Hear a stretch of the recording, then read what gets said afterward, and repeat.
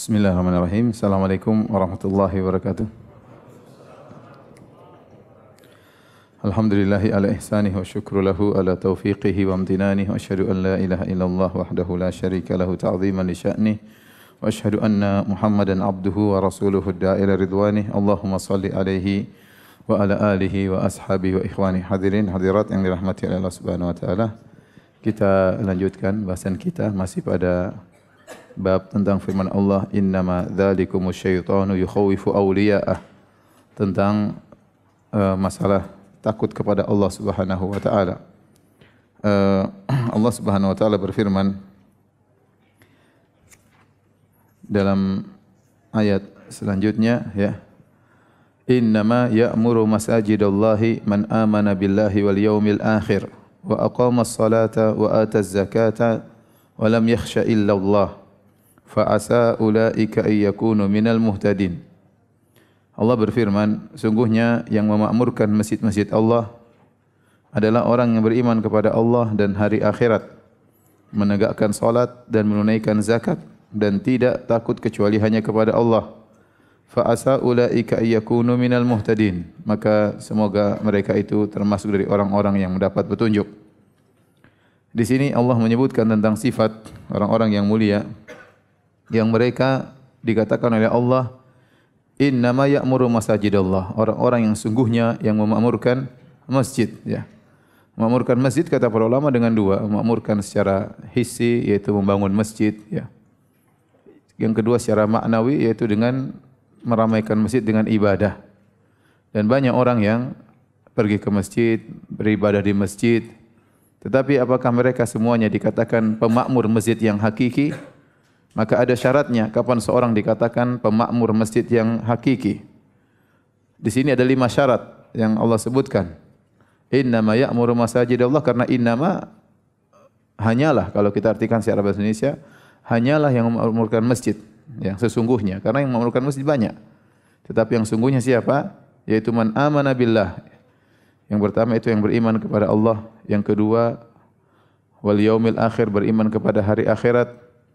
Yang ketiga wa aqamas shalah, mendirikan salat. Yang keempat wa ataz zakah, menunaikan zakat. Yang kelima walam yakhsha illallah, dan tidak takut kecuali hanya kepada Allah Subhanahu wa taala. Ternyata ini di antara syarat utama seorang dikatakan untuk benar-benar memakmurkan masjid, ya, bukan hanya dia menghadirkan badannya di masjid untuk melaksanakan ritual ibadah, tetapi dalam hatinya harus ada iman kepada Allah, iman kepada hari akhirat, dan takut kepada Allah Subhanahu wa taala. Bahkan dia tidak takut kecuali hanya kepada Allah Subhanahu wa taala. Maka ini pujian bagi orang-orang yang takut kepada Allah Subhanahu wa taala. Kemudian kita lanjutkan, ya, ayat berikutnya yang juga masih berkaitan dengan takut kepada Allah Subhanahu wa taala. Allah berfirman wa qawlihi wa minan nasi may yaqulu amanna billah. Dan di antara manusia ada orang yang berkata kami beriman kepada Allah. Dia ngaku beriman kepada Allah dengan lisannya. Fa idza udhiya fillah, namun kalau dia disakiti atau diganggu karena Allah Subhanahu wa taala, yaitu karena dia menjalankan perintah Allah, dia diganggu, disakiti, ja'ala fitnatan nasi ka'adzabillah, maka dia menjadikan gangguan manusia itu seperti azab Allah Subhanahu wa taala, ya. Artinya apa? Artinya dia dia menyamakan gangguan manusia seperti azab Allah, bahkan dia lebih meninggalkan perintah Allah dalam rangka untuk menjauhkan dirinya dari gangguan manusia, ya. Padahal kita tahu gangguan manusia tidak sama dengan azab Allah. Tetapi tatkala dia menjadikan gangguan manusia terhadap dia sama dengan azab Allah, maka dia memilih, ya, meninggalkan gangguan manusia dengan ancaman mendapat apa? Azab Allah. Ya, maka padahal kita tahu gangguan manusia di dunia apa sih? Tidak ada bandingannya dengan azab Allah. Saya ulangi, Allah berfirman, "Wa minan nasi may yaqulu amanna billah, fa idza udhiya fillah." Di antara manusia ada yang berkata, kami beriman kepada Allah. Namun jika dia diganggu atau disakiti karena dia menjalankan perintah Allah, ja'ala fitnatan nasi ka'adzabillah, maka dia menjadikan gangguan manusia seperti azab Allah. Ayat lanjutannya, wala in ja'a nasrun mir rabbik, dan jika datang pertolongan dari Rabbmu, la yaqulunna Inna kunna ma'akum. Ya, kita sungguhnya bersama kalian. Ya, kita sungguhnya bersama kalian. Ya, bermuka dua. Ya, kalau ada gangguan dia tinggalkan kaum mukminin. Kalau datang pertolongan Allah maka dia kembali kepada kaum mukminin. Kata Allah, "Awalaysa Allah bi'alami ma fi suduril alamin." Bukankah Allah lebih tahu tentang apa yang ada di dada-dada manusia, ya? Bahwasanya orang ini bermuka dua, ya. Menipu saja tatkala dia mengatakan inna ma'akum, kami bersama kalian, ternyata hatinya tidak demikian. Kata Allah, "Wala ya'lamannallahu alladhina amanu." Sungguh benar-benar agar Allah mengetahui siapa orang-orang beriman, wala ya'lamannal munafiqin, dan agar Allah mengetahui siapa orang-orang munafik. Jadi ayat ini berkaitan dengan orang-orang munafik, ya, yang menunjukkan imannya tidak kuat, iman mereka tidak kuat. Begitu diganggu dengan sedikit gangguan di dunia, maka mereka bisa berbalik. Mereka bisa berbalik. Mereka menyamakan gangguan manusia dengan azab Allah, sehingga kalau disuruh pilih, di depan dia ada gangguan manusia, mending saya tinggalkan gangguan manusia dengan melanggar perintah Allah, padahal dia terancam dengan azab Allah Subhanahu wa taala. Dan ayat ini mirip seperti ayat yang lainnya. Kata Allah Subhanahu wa taala, ada beberapa ayat seperti itu, seperti di awal surat Al-Ankabut, ya. Alif lam mim, ahasiban nasu ayyutraku ayyaqulu amanna, ya, wa hum la yuftanun. Apakah manusia dibiarkan berkata kami beriman dan mereka tidak diuji? Wa laqad fatanna alladziina min qablihim fala ya'lamanna Allahu alladziina shadaqu wa la ya'lamannal kadzibin. Sungguh kami telah menguji orang-orang sebelum mereka, ya, agar Allah tahu mana di antara mereka yang beriman dan mana di antara mereka yang dusta. Ya, imannya dusta. Jadi Allah kasih ujian, di antara ujian gangguan manusia. Fitnatan nas, manusia ganggu, ya. Kemudian juga firman Allah Subhanahu wa taala, ya, wa minan nasi may ya'budullaha ala harf. Di antara manusia ada yang beribadah kepada Allah di tepian, tidak sempurna. Hanya beribadah kepada Allah di tepian dan tidak sempurna. Fa in asabahu khairun itma'anna bih. Kalau dia mendapat kebaikan maka dia tentram. Wa in asabathu fitnatun inqalaba ala. Kalau dia ternyata ditimpa dengan fitnah maka dia berbalik. Kata Allah, khasirat dunya wal akhirah, maka rugilah dia dunia dan akhirat. Dzalika huwal khusranul mubin, maka ini adalah kerugian yang nyata. Ya. Maka di antara manusia ada yang menilai seperti itu. Kalau diuji oleh gangguan manusia, maka imannya goyang, bahkan dia meninggalkan iman. Kenapa? Karena takut kepada manusia. Maka jadi Allah mengatakan ja'ala fitnatan nasi ka'adabillah. Dia menjadikan gangguan manusia seperti adab Allah Subhanahu wa taala. Dan kita dalam kehidupan ini, ya, tentunya tatkala kita menjalankan perintah Allah, kita diuji, ya. Terkadang ujian tersebut datang dari keluarga dekat, terkadang ujian tersebut datang dari orang-orang kafir, dari orang munafik, ya. Terkadang dari tetangga sendiri, terkadang dari anak-anak sendiri ujian, terkadang dari pejabat, terkadang dari pemerintah, terkadang dari non-muslim. Jadi orang yang menjalankan perintah Allah, maka dia pasti akan diuji. Terutama jika seorang melakukan amar ma'ruf nahi mungkar, ya, maka dia tentu akan diuji, ya. Ya, tatkala diuji seorang tidak sabar, maka dia kembali, ya, seperti sedia kala, iman yang tadi sudah tegar kemudian bergoyang, ya, kemudian dia kembali kepada kekufuran atau dia melakukan perkara-perkara yang haram. Semuanya kenapa? Karena dia menganggap gangguan manusia seperti azab Allah Subhanahu wa taala. Maka ayat ini adalah cercaan kepada orang-orang yang tidak sabar menghadapi gangguan manusia dan mereka takut kepada manusia lebih daripada takut kepada Allah Subhanahu wa taala.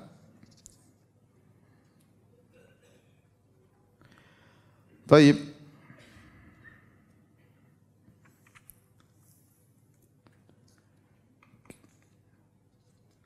Kita lanjutkan, ya. Hadis berikutnya. An Abi Sa'id radhiyallahu anhu Al-Khudri radhiyallahu anhu marfu'an, secara marfu'. Kata Nabi sallallahu alaihi wasallam, "Inna min dha'fil yaqin an turdiyan nasa bi sakhatillah." Sungguhnya di antaranya lemah keyakinan engkau menjadikan orang-orang suka dengan engkau, ridha dengan engkau, bi sakhatillah, dengan kemurkaan Allah, yaitu kau melanggar perintah Allah agar orang-orang suka dengan engkau. Wa antahmadahum ala rizqillah, dan di antara lemahnya keimanan engkau memuji orang-orang atas rizki yang Allah berikan kepadamu. Dan di antara lemahnya keimanan wa anta dhimmahum ala ma lam yu'tika Allah. Engkau mencerca manusia, mencela manusia atas rezeki yang Allah tidak berikan kepada engkau. Inna rizqallahi la yajurruhu hirsu haris. Sungguhnya rezeki Allah itu tidak akan didatangkan oleh semangatnya seorang yang semangat. Wala yarudduhu kurhu karih, dan tidak akan ditolak oleh kebencian seorang pembenci. Saya ulangi hadis ini, kata Nabi sallallahu alaihi wasallam, di antara lemahnya keyakinan, engkau mengharapkan keridhaan manusia dengan mendatangkan kemurkaan Allah. Di antara lemahnya keyakinan, engkau memuji manusia gara-gara rezeki yang kau dapatkan melalui mereka. Dan di antara lemahnya keyakinan, engkau membenci manusia, mencela mereka gara-gara rezeki tidak datang dari jalur mereka. Sungguhnya rezeki Allah itu tidak akan didatangkan dengan semangatnya orang yang semangat dan tidak tertolak dengan kebencian seorang yang benci. Hadis ini ya, secara sanad hadisnya dhaif ya, hadisnya dhaif ya.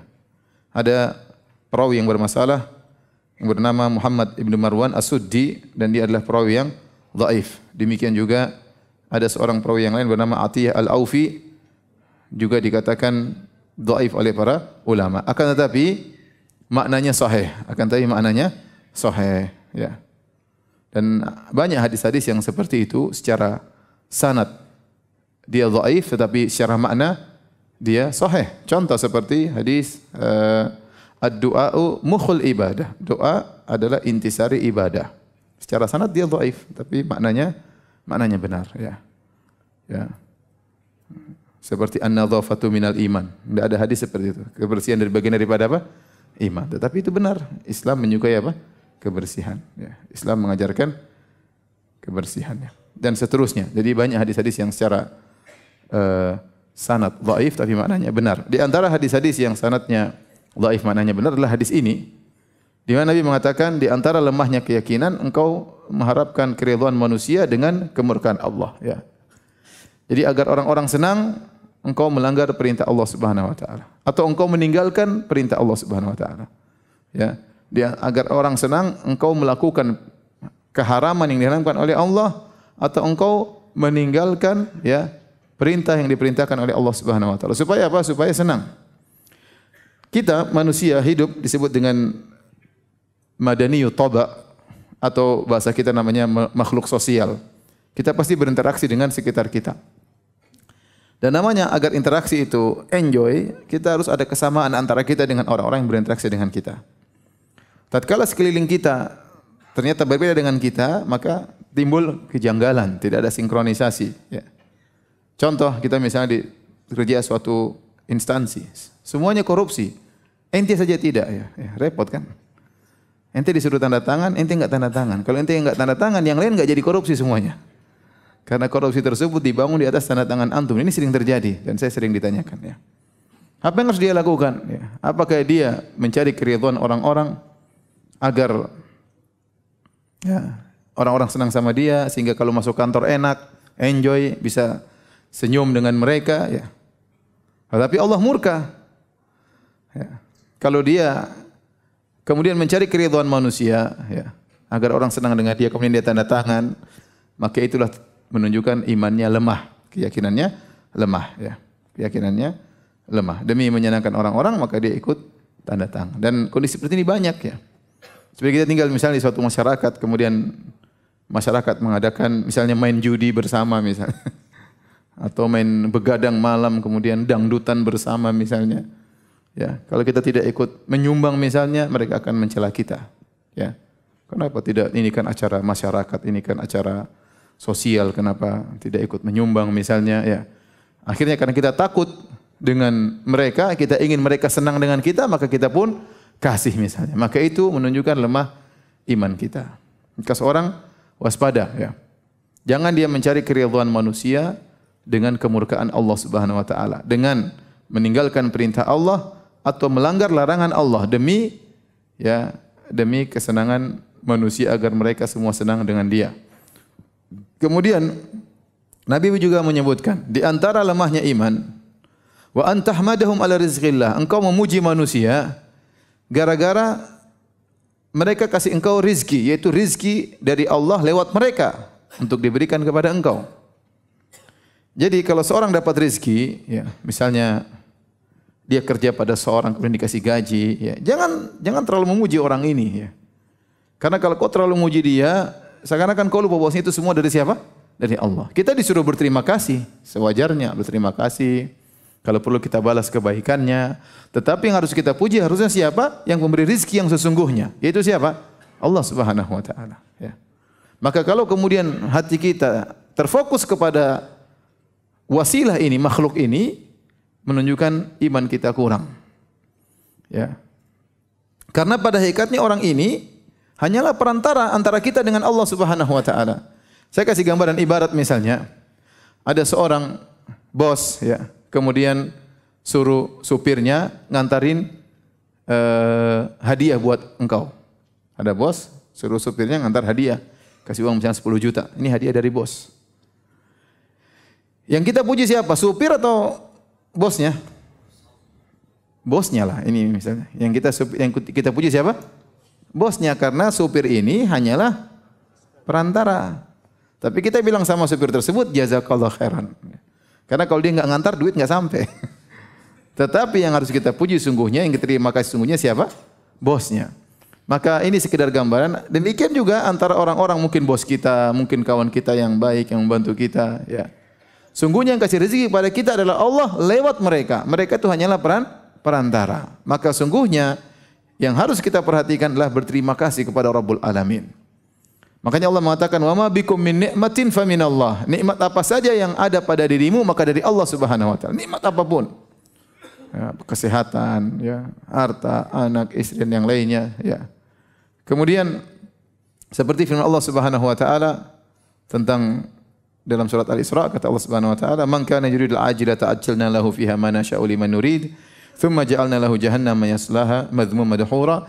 Wa man aradal akhirata wa sa'alaha sa'yaha wa huwa mu'min fa ulaika kana sa'yuhum mashkura kullan numiddu haula'i wa haula'i min ata'i rabbik wa ma kana ata'u rabbika mahdzura. Kata Allah, barang siapa yang mengharapkan dunia, kami berikan dunia kepada dia, kemudian kami siapkan neraka jahanam, kami masuk neraka jahanam. Barang siapa yang mencari akhirat dan berusaha mencari akhirat, ya, maka kami akan berikan balasan atas perjuangannya mencari akhirat. Setelah itu Allah mengatakan, kullan numiddu haula'i wa haula. Golongan pertama kami kasih rizki min ata'i rabbik. Golongan kedua juga kami kasih rizki. Yang cari dunia Allah kasih rizki, yang cari akhirat juga Allah kasih rizki. Jadi semua rizki dari Allah Subhanahu wa taala. Semua rizki dari Allah Subhanahu wa taala. Nah, kita diajarkan untuk bersyukur kepada, berterima kasih kepada orang yang membantu kita. Nabi berkata, la yashkurillah man la yashkurullah man la yashkurun nas. Tidaklah dikatakan orang bersyukur kepada Allah orang yang tidak tahu bersyukur kepada manusia. Tidaklah seorang dikatakan berterima kasih kepada Allah kalau tidak tahu berterima kasih kepada manusia.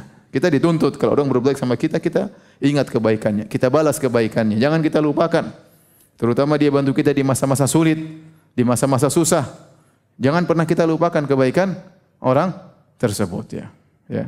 Jangan kita lupakan kebaikan orang tersebut. Bahkan kita berterima kasih pada kita mengatakan jazakallahu khairan, atau kalau perlu kita balas kebaikannya di kemudian hari. Kata Nabi SAW, man sana ilaikum ma'rufan fakafi'uhu. Barang siapa melakukan kebaikan kepadamu, maka balaslah. Asalnya orang kalau melakukan kebaikan kepada kita, misalnya 1 juta, kita balas 1 juta. Karena kata Nabi, fakafi'uhu. Balaslah yang timpal. Harusnya demikian. Kita diajarkan membalas kebaikan orang dengan setimpal. Supaya apa? Supaya kita tidak berutang budi kepada dia dan kita tawakal murni kepada siapa? Allah Subhanahu wa taala. Kemudian kata Nabi SAW, fa illam tajidu ma tukafi'unahu, kalau kalian tidak mendapati sesuatu yang bisa membalas setimpal dengan kebaikan dia, fad'u lahu, maka berdoalah untuknya, hatta taru annakum qad kafatumuhu. Kalian terus berdoa, mendoakannya sampai kalian merasa kalian sudah cukup untuk mendoakannya, membalas kebaikan yang dilakukan pada kalian. Jadi berterima kasih lain dengan kemudian kita memuji mereka sampai hati kita terikat kepada mereka seakan-akan gara-gara dia rezeki datang kepada kita, kalau dia tidak kasih tidak dapat rezeki, ini salah. Ini hati kita akhirnya terpaku kepada orang tersebut bukan kepada sang pemberi yang sesungguhnya. Ya. Kata Nabi SAW dalam Sahih Bukhari, wallahul mu'ti wa anal qasim. Sungguhnya Allah yang maha pemberi, adapun aku hanya bagi. Kata Nabi SAW. wasallam. Ya. Jadi hadirin dan hadirat yang dirahmati oleh Allah Subhanahu wa taala, tatkala kita dapat rezeki dari seseorang, maka jangan kemudian kita fokuskan pujian kepada dia. Yang kita lakukan, kita bilang jazakallahu khair, kita bersyukur, berterima kasih kepadanya, ya. Kita mendoakannya, maka sudah selesai. Adapun kita puji terus, terkadang kita lupa kepada Allah Subhanahu wa taala. Maka dikatakan oleh Nabi, ini termasuk lemahnya iman. Lemahnya iman. Karena seluruh kenikmatan hakikatnya dari Allah Subhanahu wa ta'ala. Kemudian kata Nabi SAW juga, wa antadhimmahum ala ma lam yu'tika Allah. Demikian juga engkau mencela seorang, ya, gara-gara dia tidak memberikan kepada engkau. Misalnya, Anda jual barang, kemudian orang tersebut enggak jadi beli misalnya. Itu jangan caci maki dia. Ya, berarti yang menahan rezeki itu sebenarnya siapa? Allah Subhanahu wa taala. Ya. Paham? Misalnya ente janji kerja sama dia, ternyata kongsi tertahu dia putuskan, ya sudahlah. Kita boleh menegur dia kalau dia salah, tetapi ingatlah bahwasanya yang menghalangi rezeki adalah siapa? Allah Subhanahu wa taala. Kalau kita fokuskan seakan-akan rezeki dari dia, maka seakan-akan ya kita lupa kepada Allah. Seakan-akan yang menentukan rezeki kita adalah orang tersebut. Maka jangan terlalu mencela seseorang, karena yang memberikan dan menghalang adalah Allah Subhanahu wa taala. Kemudian kata Nabi sallallahu alaihi wasallam, "Inna rizqallah la yajurruhu hirsu haris." Sungguhnya rezeki Allah itu tidak akan digeret oleh semangatnya orang yang semangat mencari harta, wa la yarudduhu kurhu karih, dan tidak ditolak oleh kebencian seorang yang membenci. Baik.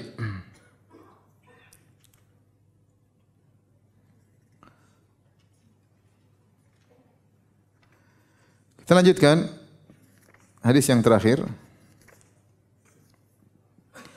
An Aisyah radhiyallahu taala anha, dari Aisyah radhiyallahu anha. Anna Rasulullah sallam qaal, Rasulullah sallam bersabda, "Man iltamasa ridallah bi sakhatin nas radhiyallahu taala anhu." Barang siapa yang mencari keridhaan Allah dengan kemurkaan manusia, maka Allah akan ridha kepadanya. Wa ardhan nasa anhu, dan Allah menjadikan orang-orang ridha kepada dia.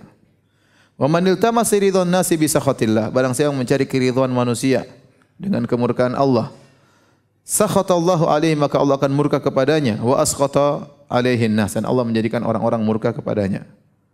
Rawi Ibnu Hibban fi sahihi, diriwayatkan Ibnu Hibban dalam sahihnya. Ya. Dalam riwayat yang lain dari Tirmizi dikatakan kataba Muawiyah ila Aisyah ummul mukminin. Muawiyah menulis surat kepada Ummul Mukminin. Aisyah waktu itu Muawiyah adalah penguasa, dan dia menulis surat kepada Aisyah Ummul Mukminin, istri Nabi sallallahu alaihi wasallam, "Aniktubi ilayya kitaban tusini fih." Hendaknya wahai Aisyah, engkau menuliskan suatu tulisan, kau beri wasiat untukku dalam tulisan tersebut. Ini menunjukkan kemuliaan Aisyah radhiyallahu taala anha, sampai Muawiyah minta nasihat dari Aisyah radhiyallahu taala anha. Ini seorang wanita yang cerdas, wanita yang bertakwa kepada Allah. Kemudian kata Muawiyah, "Wala tukthiri alayya," tapi nasihatnya jangan panjang-panjang. Jangan panjang-panjang. Ya, pendek tapi bermanfaat, bisa untuk dikerjakan. Ya. Fakatabat Aisyah ila Muawiyah. Maka Aisyah menulis wasiat kepada Muawiyah. Salamun alaik. Assalamualaikum. Amma ba'd. Kemudian daripada itu, fa inni sami'tu Rasulullah sallallahu alaihi wasallam yaqul. Sungguhnya aku mendengar Rasulullah sallallahu alaihi wasallam bersabda, "Man iltamasa ridallahi bi sakhatin nas." Barang siapa yang mencari keridhaan Allah dengan kemurkaan manusia, kafahullahu mu'natan nas, maka Allah akan menjaga dia dari gangguan manusia. Man iltamasa ridhan nasi bi sakhatillah. Barang siapa mencari keridhaan manusia dengan kemurkaan Allah, wakalahullahu ilan nas, maka Allah akan menyerahkan dia kepada manusia. Wassalamu alaik. Waalaikumsalam warahmatullahi wabarakatuh. Singkat ya, tapi sangat padat ya. Sangat padat. Maka hadis ini ya yang diriwayatkan dari Nabi sallallahu alaihi wasallam menjelaskan bahwasanya yang perlu kita cari adalah keridhaan Allah Subhanahu wa taala. Karena keridhaan Allah adalah ghayatun tudrak tujuan yang bisa kita capai. Adapun keridhaan manusia, ghayatun la tudrak, tujuan yang tidak mungkin dicapai. Tidak mungkin semua orang senang sama kita, siapapun dia. Ya, kalau dia orang baik akan disenangi orang baik dan dibenci oleh orang yang buruk. Kalau dia orang buruk, disenangi oleh orang yang buruk, dibenci oleh orang yang baik, ya. Ya. Maka seorang mencari keridhaan yang mungkin dia raih. Keridhaan tersebutlah keridhaan Allah Subhanahu wa taala. Jangan takut dengan cercaan manusia. Cercaan manusia tidak akan memberikan kemudaratan kepada Anda, ya. Memang kelihatannya menyakitkan, tetapi kalau Allah tidak mentakdirkan keburukan bagi Anda, maka tidak akan bisa memberikan keburukan bagi Anda.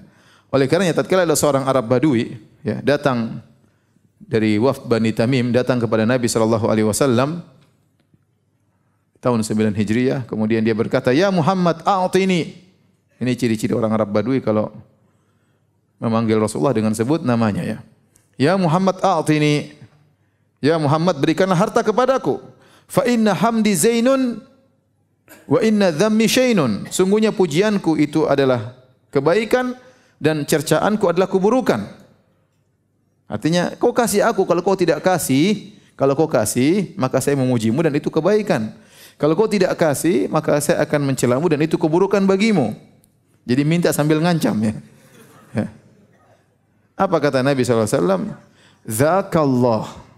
Yang seperti itu, yang pujiannya itu baik, cercaannya buruk, itu cuma siapa? Allah. Adapun manusia, ya cercaannya belum tentu menjadikan kita binasa dan pujiannya belum tentu menjadikan kita selamat.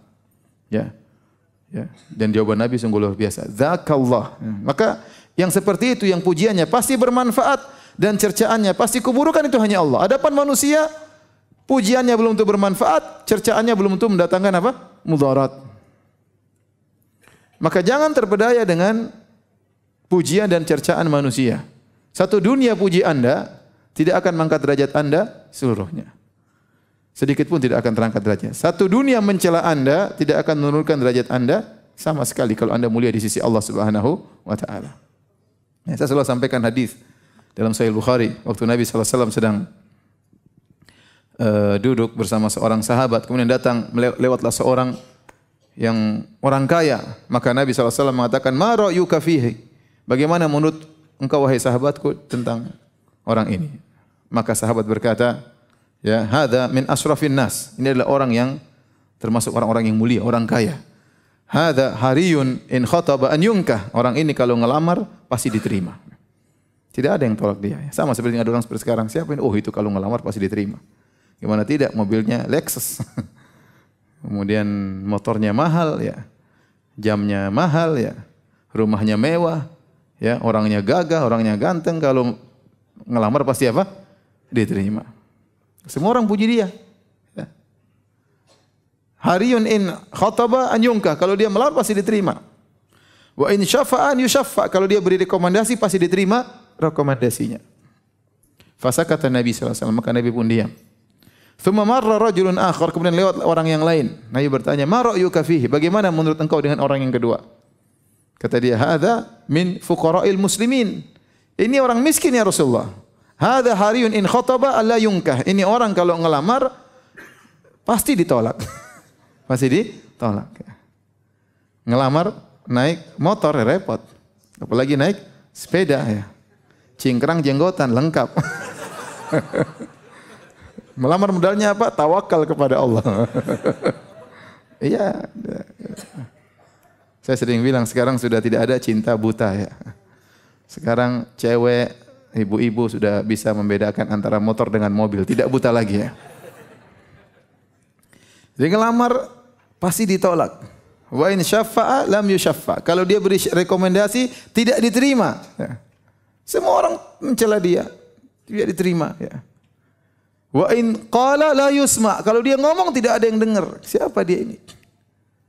Maka kata Nabi SAW, ya, mengomentari perkataan sahabat tadi, hadza khairun, ya, min hadza min mithl hadza khairun min mithlil ardi min hadza. Kata Nabi SAW, ini orang kedua dibandingkan dengan orang pertama, kalau ada orang pertama satu dunia isinya orang pertama ini masih lebih baik orang kedua.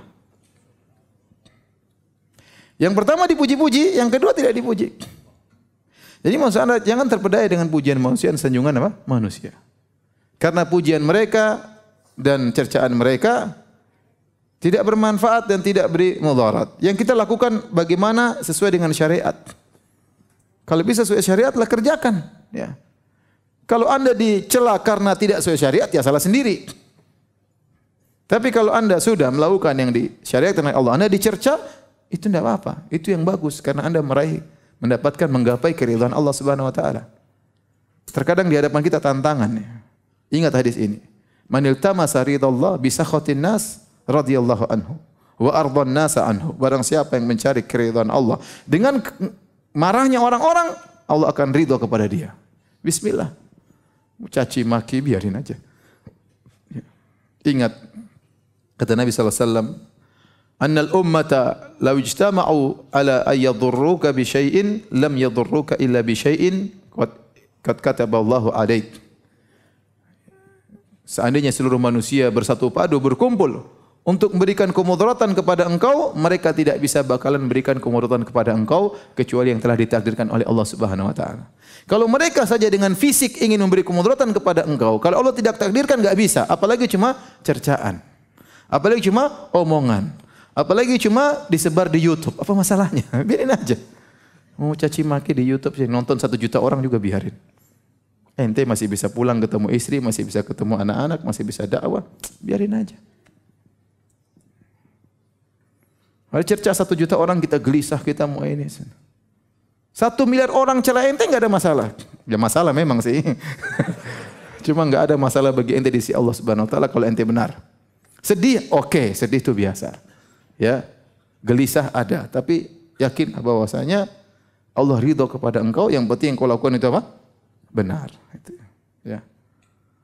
Oleh karenanya, ya, kata Al Hasan Al Basri rahimahullah taala, man arafan nas istarah. Barang siapa yang tahu hakikat manusia, maka dia istirahat. Capek ngikutin manusia. Manusia harapkan pujian mereka enggak ada manfaat, ya. Kemudian cercaan mereka juga tidak memberi mudarat, ya. Kalau kita selalu menjadikan manusia sebagai barometer kita, mereka puji atau tidak mereka, kita akan capek. Tapi barang siapa yang tahu hakikat manusia, maka dia akan istirahat. Sudahlah, yang penting Allah Subhanahu wa taala. Allah ridha dengan perbuatan saya, kerjakan. Allah tidak ridha, tinggalkan. Tinggalkan. Jadi ini semua dibawakan oleh Syekh Muhammad bin Wahab dalam bab tentang takut kepada Allah Subhanahu wa taala. Jangan sampai seseorang gara-gara dia takut kepada manusia, akhirnya dia melanggar perintah Allah Subhanahu wa taala. Itu maksudnya demikian. Ya. Jangan gara-gara seorang takut kepada cercaan manusia, akhirnya dia meninggalkan perintah atau melanggar larangan Allah Subhanahu wa taala. Maka tidak ada salahnya misalnya kalau kita lewat seorang tidak salat, kita sapa dengan baik, dengan cara yang baik. Tidak usah takut dia caci maki. Selama kita bilang masih mungkin ada manfaat, kemungkinan bisa jadi dia tergerak hatinya, kita salami dia ngomong dengan halus, maka kalau ternyata dia caci maki kita diridai oleh Allah Subhanahu wa taala. Kita bukan cari gara-gara, ya. Kalau ente dicela oleh orang gara-gara cari gara-gara, ya salah sendiri. Bahlul, ente enggak salat. Ente ditonjok, itu bukan dapat ridha Allah, ya. Itu namanya ente bahlul, ya. Tapi kalau ente misalnya, Assalamualaikum akhi, gimana kabarnya? Ini masjid kayaknya sudah berkumandang. Gimana kalau kita jalan bareng? Tonjok, udah. Berarti diridhoi oleh Allah Subhanahu wa taala. Ya udah. Tapi kalau ente salah sendiri, ya, ngomongnya kasar, ya itu ya sudah, berarti itu apa namanya? Penggugur dosa. Tonjokan tadi apa? Penggugur dosa. Baik. Hadirin hadirat yang Allah Subhanahu wa taala, demikian saja kajian kita, ya. Sebelum saya buka tanya jawab, saya mau tanya, yang bisa jawab saya kasih hadiah, ya. Ini ada buku baru, ya. Syarah Kitab Tauhid. Ini adalah kebanyakannya adalah transkrip dari ceramah di sini. Kebanyakannya ini 26 bab, kebanyakannya transkrip dari ceramah di Masjid Al-Fatah, sebagiannya transkrip dari ceramah di Masjid Duku Bima Bekasi. Taib, Pertanyaan pertama. Siapa yang mau angkat tangan? Sebutkan ya, jangan ada yang lihat ya. 5 syarat orang dikatakan makmurkan masjid. Coba Pak. Ya silakan Pak. Ibu-ibu enggak usah, ibu terima dari suaminya nanti. Silakan ya. Beriman kepada Allah. Yang kedua, beriman pada hari akhirat. Yang ketiga, mendirikan salat. Yang keempat, membayar zakat. Yang kelima, takut pada Allah. Masya Allah. Barakallahu fiik. Silakan. Biar. Sini Pak. Ya, ini. Allah ibarik fiik. Masya Allah. Masya Allah.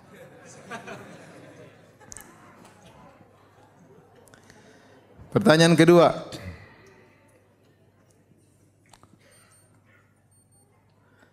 Siapa yang bisa ceritakan kisah Arab Badui yang minta sama Nabi dan dia dari mana? Ingat ya, bukan dari ya, bukan dari Pramuka ya, bukan dari Jatinegara ya. Silakan ya berdiri. Saya mau tahu siapa yang Badui di sini. Silakan. Dari Bani Tamim. Apa yang dia bilang sama Nabi?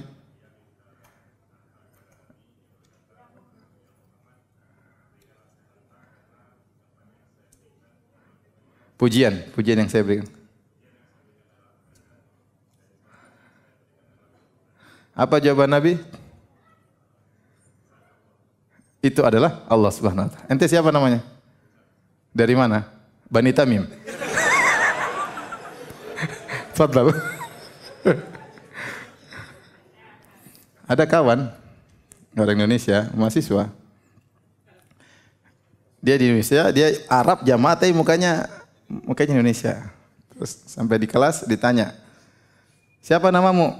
Dia sebut Fulan At-Tamimi. Allah ibarik. Sama-sama. Dia bilang Fulan At-Tamimi.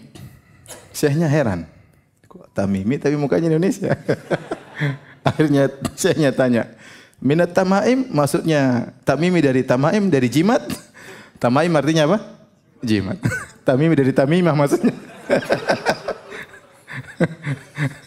Ini nisbah kepada Tamimah atau dari Bani Tamim? Tamimi ya Syekh. Saya benar-benar dari Bani Tamim. Baik, tanya intermezzo aja. Baik.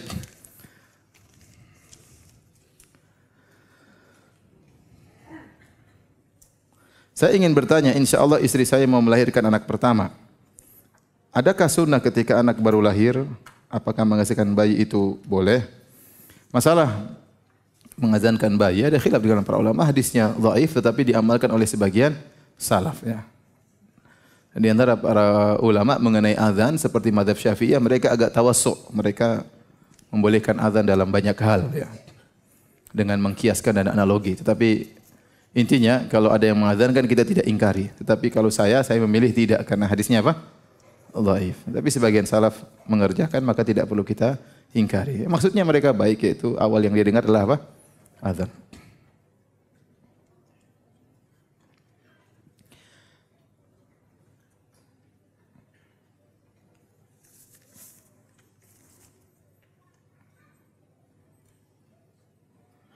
Apakah pembawaan hadis bersanad dhaif selama maknanya benar tidak masuk dalam kategori berusaha nama Nabi sallallahu alaihi wasallam? Kita jelaskan ini bukan hadis. Maka kita jelas ini hadisnya apa? Dhaif. Tetapi secara makna benar karena ditunjukkan oleh dalil-dalil yang lain. Ya, apa yang kita sebutkan tadi saya jelaskan hadisnya apa? Dhaif. Tapi maknanya benar karena meskipun tidak ada hadis ini pun maknanya juga sudah benar ya. Maka tidak boleh kita bilang Nabi bersabda kecuali kita jelaskan hadisnya apa? Dhaif ya.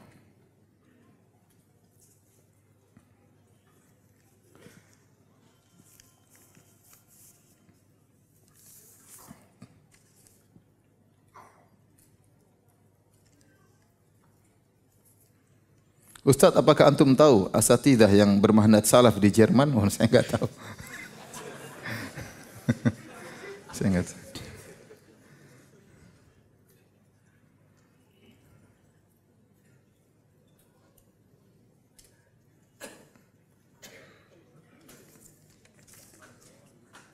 Azan kah? Belum. Saya kelas 3 SMK dan beberapa hari ke depan saya mendapatkan tugas kelompok dari guru berupa menyanyi lagu yang terdapat suara alat musiknya. Saya tahu bahwa alat musik itu haram. Saya minta sarannya Ustadz untuk menanggapi permasalahan ini. Ketemu guru itu baik-baik. Ya. Kemudian dengan hormat, Pak Guru, saya sangat hormat sama Pak Guru. Ya. Saya tahu Pak Guru baik sama saya. Ya. Tetapi hukum musik setahu saya haram, Bu. Saya orang Islam, hukumnya apa? Haram. Bawakan Imam Syafi'i bilang begini, Nabi SAW bersabda demikian, Imam Syafi'i. Ya. Nanti saya share, Bu, di WhatsApp. Jadi mohon maaf, Bu, Ibu kasih saya tugas yang lain. Ya, saya kerjakan. Untuk ini saya tidak, Bu. Ya. Sampaikan baik-baik. Jangan di depan umum, ya. Jadi datang berdua kalau ngomong dengan baik-baik dengan penuh penghormatan. Mudah-mudahan gurunya mengerti. Kalaupun dia terpaksa untuk nyanyi harus nyanyi pun, maka jangan pakai alat musik, ya. Misalnya lagu kebangsaan misalnya. Boleh nyanyi tapi tidak boleh pakai alat apa? Musik misalnya, ya. Karena yang diharamkan adalah nyanyian yang disertai dengan alat musik. Imam Syafi'i membedakan antara alat musik dengan nyanyian tanpa alat musik. Nyanyian dengan tanpa alat musik tidak sampai pada derajat haram. Meskipun dibenci tetapi tidak sampai pada derajat haram. Bolehkah kita melaksanakan salat sunnah qabliyah dan ba'diyah apabila salat wajibnya terlambat? Boleh, enggak ada masalah.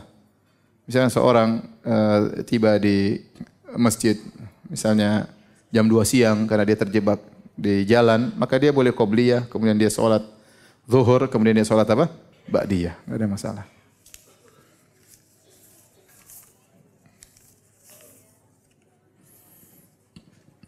Ustadz, apa hukumnya mendapat uang dari YouTube dengan konten yang bermanfaat, misalnya potongan kajian Ustadz? Saya kok nggak dapat fee? Ini yang pertama ya. Yang kedua, YouTube memberikan iklan-iklan ya. Iklan tersebut mungkin ada barang hal-hal yang bermanfaat, ada yang tidak bermanfaat. Azan dulu.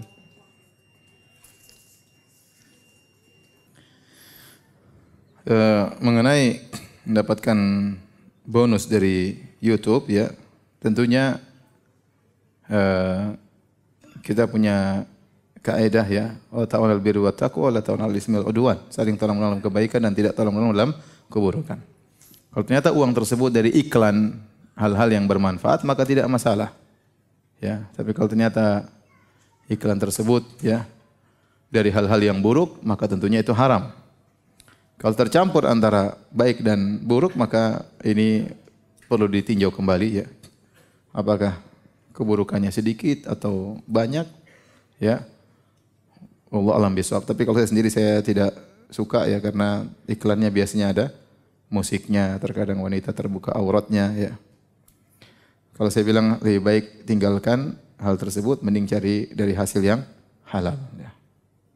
Ya, karena kalau kita ikut mengiklatkan kemaksiatan berarti kita punya saham di situ. Saham akan tersebarnya apa? Kemaksiatan. Allah alam bisawab.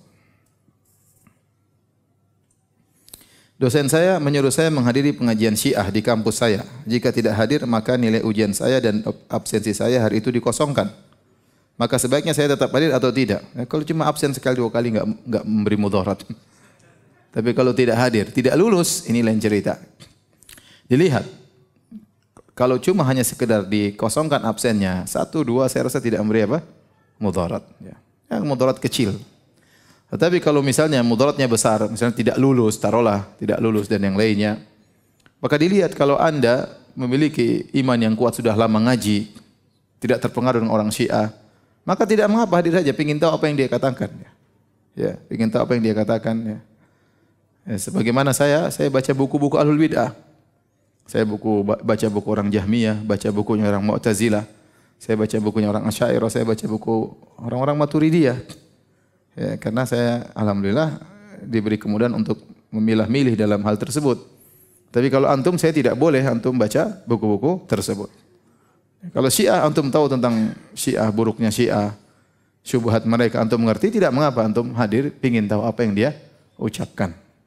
Tapi kalau antum imannya lemah, khawatir kena syubhat, maka haram apapun yang terjadi. Tidak boleh hadir. Orang ini terkenal dai Syiah ini suka kasih syubhat. Kalau ceramah akhirnya orang terkena syubhat, ragu dengan sunnah misalnya, maka haram bagi antum untuk hadir meskipun harus keluar dari kuliah ya. Kembali kepada kondisi kita. Adapun cuma absen hari itu dikosongkan, enggak ada masalah. Cuma satu hari, tidak mengurangi jadi A menjadi B ya. Mungkin A plus jadi A saja, ya enggak ada masalah. Kita bukan penyembah nilai. Ustaz, apakah maksudnya tadi? Ustaz, apakah mertua yang kafir termasuk mahram kita? Dan apakah tetap boleh membantu jika kadang disuruh membantu pesta mereka? Kalau mahram tetap mahram ya. Kalau mahram tetap apa? Mahram. Selama kita tidak boleh nikah dengan dia, maka itu hukumnya apa? Mahram. Kalau kita sudah menikah dengan putranya atau putrinya, maka tidak boleh kita menikah dengan mertua kita. Dia menjadi mahram abadi bagi kita. Bahkan mahram apa? Mahram abadi. Misalnya saya menikah dengan seorang wanita. Kemudian ibunya mahram saya. Seandainya saya pun saya ceraikan wanita ini ibu mertua tetap menjadi apa? Mahram selama-lamanya ya. Namun masalahnya apakah boleh kita misalnya kita punya mahram kafir, kemudian kita boleh menemani dia dalam safar, atau mahram kita ternyata laki-laki yang kafir, kakak kita kafir misalnya, ya, om kita kafir misalnya, ya, terus bolehkah dia menemani kita? Maka dilihat hukum asalnya mahram, tetapi kalau dikhawatirkan kita tidak aman dari dia tidak mengerti hukum Islam atau yang lainnya, maka tidak boleh jadi mahram yang menemani safar. Tapi untuk dalam menikah tidak boleh, ya. Karena namanya mahram itu orang yang diharamkan untuk menikah dengan kita. Maka bapak mertua, ibu mertua, meskipun non muslim adalah mahram. Apakah boleh membantu jika disuruh membantu pesta mereka? Kalau mereka hanya kumpul-kumpul makan-makan, enggak ada masalah. Tapi kalau pesta agama maka tidak boleh. Kita tidak boleh ikut serta dalam pesta agama mereka. Baik, demikian saja kajian kita. Kurang lebihnya saya mohon maaf. Subhanakallah bihamdik asyhadu an la ilaha illa anta astaghfiruka wa atubu ilaik. Assalamualaikum warahmatullahi wabarakatuh.